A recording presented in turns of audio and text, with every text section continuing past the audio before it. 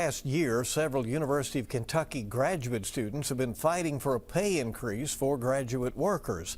And now some of those students say the committee that has the ability to raise stipends is dissolving. The university says that's not true. WKYT's Alyssa Williams has more on the back and forth and what is next for students who are asking for more money.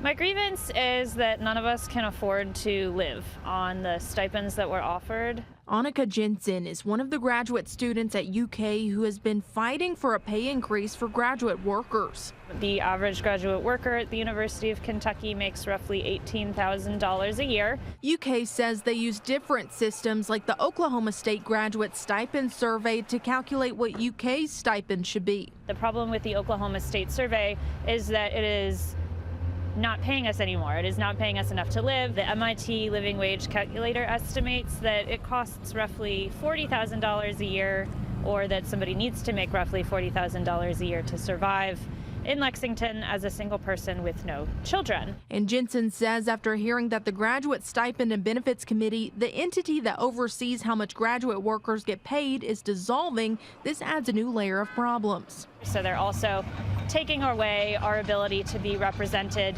to the University of Kentucky. In a statement to WKYT, UK says the committee has not been formally disbanded as it completes the work it was tasked to do.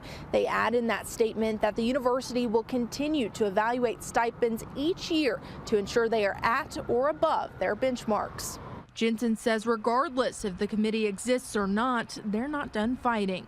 Our next step is to hand deliver our petition to the provost in a couple of minutes here and to demand a meeting with him.